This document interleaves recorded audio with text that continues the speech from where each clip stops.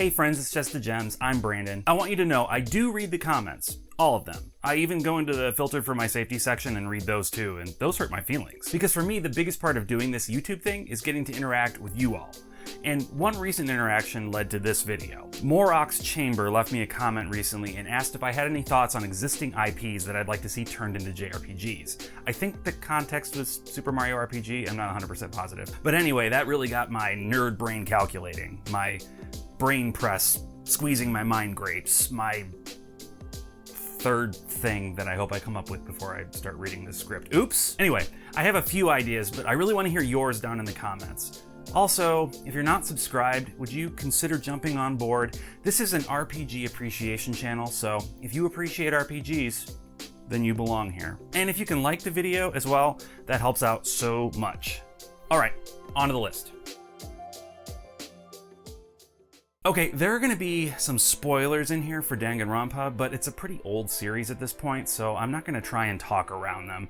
If you haven't played the Danganronpa games yet and you still want to get into them, check the timeline below to skip to the next section. No hard feelings. Honestly, there are probably going to be spoilers for all of the properties I'm talking about, so viewer beware. Danganronpa is a sort of murder mystery mixed with a death game, a visual novel that's visually overwhelming and intense. In each game, you're a teenager who awakens in a place, a school at least 2/3 of the time, but regardless, you're trapped with a bunch of other kids your age. You're told by a mechanical talking bear named Monokuma that the only way you'll ever escape is by murdering one of your fellow prisoners and getting away with it. If you get caught, however, it's a one-way ticket to Deadsville, population U. If you get away with it, not only do you go free, but everyone else gets to die instead. Stakes. Now, being the good-natured kid you are, you're not about to murder anyone. But there are plenty of others who are willing to, so you end up in a series of high-impact fights for your life, where you have to gather evidence and convince everyone about who the killer really is. You might be wondering how on earth this would possibly make a good RPG. Well, this is where we really get into the spoilers. See, it turns out the world outside has been devastated by the same insane person who's running this death game, with the population being constantly under threat of attack from evil Monokumas, and most cities being completely leveled. There's a whole big story happening outside, and the way the world opens up at the end of the first game really triggers my imagination. I picture an RPG that starts with the typical Danganronpa setup. You're trapped in a school, you get the instructions to kill or be killed, maybe you even have a trial or two, but eventually, somehow, you break out. And you and your surviving classmates have to set out to both ensure your survival and also, hopefully, bring some order back to the world. Would this be unconventional? Absolutely. But Danganronpa has been unconventional since the beginning. I mean, other than the fact that it uses the murder game convention as a backdrop, but it's how it uses it that makes it so interesting. And I think the visual novel style story with its bizarrely rich world would translate nicely to a more traditional RPG setup. Dead Space is the story of Isaac Clarke, named after prolific sci-fi authors Isaac Asimov and Arthur C. Clarke. Because it's not just Japanese media that takes a super on-the-nose approach to naming its heroes. Isaac is called to explore a mining ship that suddenly stopped communicating. It was, coincidentally, transporting some very strange alien cargo. What Isaac finds on board the ship is a whole big mess of disgusting monsters. And naturally, the only way he can kill them is by dismembering them. He comes to find that all these horrible monstrosities are actually formerly human, and they've been mutated by some sort of virus or some sort of crazy science fiction-y stuff. Look, I don't know, alright? It's complicated. Why a Dead Space RPG though? Well, for one thing, we need more horror RPGs. You can pretty much count the ones we have on one hand. Sweet Home for the Japanese Famicom, Koudelka and the Shadow Hearts series, Omori. Is that it? Let me know which ones I'm missing down below, please. I really am trying to think of more. Anyway, regardless, it's an underrepresented genre, and Dead Space actually has some pretty intriguing lore behind it that I would love to see explored in a more story-focused game. See, the weird cargo that the ship was transporting in the first game is a marker, which is some kind of alien artifact, and it's the source of the problems Isaac's facing. In the broader Dead Space universe, a cult has sprung up around these alien artifacts called Unitology. As you can probably surmise from the name, they're all about bringing people together. But not to like sing karaoke, it's more like joining all into one unholy mass of flesh. So you know, not really my thing, but if it's your thing, hey, that's fine, man. A good RPG needs a good antagonist, and I think the lore behind the Unitologists makes them a really good antagonist. As the games go on, Isaac interacts with more people, and so it's not inconceivable that we could have a story involving more than just poor Isaac walking alone through the corpse-strewn ruins of dirty spaceships. Let's have a plot where Isaac and his companions have to infiltrate some major world government organization, the galactic equivalent of the FBI or something, because they learn that one of the leaders is a plant for the unitologists. We don't even need any nasty monsters, at least not in the beginning. Eventually, when everything goes wrong, we can watch all hell break loose and things start to fall apart. But that can be a climactic moment we experience with the characters instead of something that already happened long before we show up. It's a dark concept, and it definitely wouldn't be for everyone. This ain't no Super Mario RPG, that's for sure. But I think it'd be pretty cool. You run a pretty big risk anytime you take a character like Samus and try to give her a personality. You might accidentally end up nerfing her abilities and giving her massive daddy issues that keep her from being the awesome space bounty hunter we all know and love. But just because Yoshio Sakamoto screwed it up so badly doesn't mean it's impossible to write a cool version of Samus with a personality. Just don't fetishize her, don't make her an object, let her be a person. And what better way to explore her as a person than a more in-depth role-playing game? Because the details of the world are so vague in the games, there's a ton of opportunity to craft compelling lore and characters that could enrich the otherwise straightforward plots. You can throw out all the other M stuff, it's fine, let's pretend it never happened. Let's play a chapter of Samus's life with the Chozo based on the Metroid manga.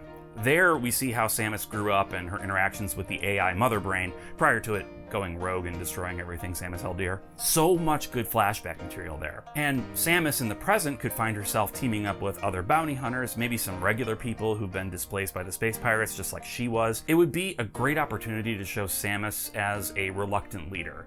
One who prefers to work alone, but comes to understand that sometimes that's just not the best option. Mother Brain would be an even more compelling villain in this scenario with her earlier ties to Samus, and we'd hopefully have a lot of opportunities to see interactions between them. And maybe the Chozo aren't completely gone, and we can explore the possibility that some of them survived Mother Brain's betrayal. And, you know, throw some Metroids in there too. Why not? Okay, yes. Elden Ring is Japanese, and it's a role-playing game. But you know what I mean, right? Elden Ring, in its current form, is a Dark Souls game. And don't get me wrong, I love Dark Souls games. Except Sekiro. Did not like Sekiro. It was... I tried so hard, guys. I don't want to talk about it. But by its very nature, a Dark Souls game doesn't present its narrative in the way your usual JRPG does. The few characters you meet mostly speak in cryptic riddles and laugh at inappropriate times, and the majority of the world building happens through item descriptions, which means I know none of it when I'm playing. I love watching VaatiVidya as much as the next guy, but I'm not going to do that legwork in-game myself. No sir. But the world of Elden Ring is so interesting and its lore is so deep that I'd love a game set in that world that takes a more traditional approach to storytelling. Maybe a story set back prior to Queen Marika breaking the Elden Ring into pieces so we can experience the political intrigue that must have been going on leading up to that massive event. Yeah, we can learn more about the Nox and why they were forced to live underground by the Great Will. And we could team up with Alexander the Warrior Jar and kick a bunch of butt. Kicking butt with pottery, that's the sort of wild and wacky stuff you can only get up to in a Japanese role-playing game. Elden Ring already has the massive world and the lore in place. It has major players and the demigods that you fight in order to retrieve the pieces of the Elden Ring. The only thing it doesn't have is a plot-heavy quest full of interesting companions. And believe me, I get why it doesn't have that. It's a Souls game. Souls games are all about solitude and darkness and overcoming insurmountable odds. I'd never suggest Elden Ring isn't a masterpiece in and of itself, but with a world this rich, it would be a shame to restrict its storytelling to just this one method. I'm sure we'll get more Elden Ring games in the future, just like we got multiple Dark Souls. All I'm saying is that maybe some of those games could come at it from a different angle. It would be incredible to see this world through new eyes. So yes, Sonic the Hedgehog already has an RPG. It's called Sonic Chronicles: The Dark Brotherhood, and it's for the Nintendo DS. It's by BioWare actually, which is a pretty interesting piece of trivia. Sonic the Hedgehog seems like an odd stopping point between Baldur's Gate and Mass Effect. But hey, more power to him for trying something different. Now, I haven't played this one yet, but by most accounts, it's not great. And that's fine, I'm sure it has its fans, but to be honest, when I say I want a Sonic the Hedgehog RPG, this isn't the Sonic I'm talking about anyway. I'm talking about SatAM. Yeah, that's right, I'm talking about the Saturday morning cartoon series that was essentially my introduction to serialized storytelling on television. Sonic the Hedgehog on ABC was a pretty strange adaptation of the Sonic franchise if you think about it. Instead of Sonic and Tails racing through the colorful landscapes and busting up goofy robots, we're treated to a post-apocalyptic world that's been devastated by Dr. Robotnik. He'll never be Eggman to me, I'm sorry. Sonic and his friends are freedom fighters that work in the shadows to undermine Robotnik at every turn. There are real stakes in the Sonic cartoon. It's got its goofy moments for sure, but it's surprisingly heavy for a kid's cartoon in the 90s. And its cast of characters makes it perfect for the RPG treatment. You've got Princess Sally Acorn, the daughter of the deposed king who leads up the freedom fighters in Knothole Forest. You've got Bunny Rabbot, who was partially turned into a robot and honestly should have saw it coming, given her name. You have Antoine, the snooty coyote who typically ends up as the butt of the joke. And of course, you've got Sonic and Tails. The characters really make this story shine, and if the long-running series of Archie comics based on the cartoon are anything to go by, they created a ton of opportunities to tell interesting stories. Why not adopt some of those already beloved characters and put them in an epic role-playing game, Sega? Forget Big the Cat. Give us Rotor the Walrus. These characters don't have the same baggage that Sonic's current batch of friends have. And the world of Mobius could be so much more interesting than just as a standard generic backdrop for Sonic to speed through. There's history to the world in the Saturday morning cartoon and the comics, and we could get to know some of that through the side quests for secondary characters. We could learn about Robotnik's past too, like how he served as the King of Mobius' war chancellor and led a coup that turned most of the world into robots. And we could even experience the same twist that the cartoon left us on, the cliffhanger that will never be resolved. When Robotnik's defeated, we can learn about his former master Naugus and his escape from the Void to conquer the world. This may be the game I want the most out of all of these. I've wanted it since I was 12 years old.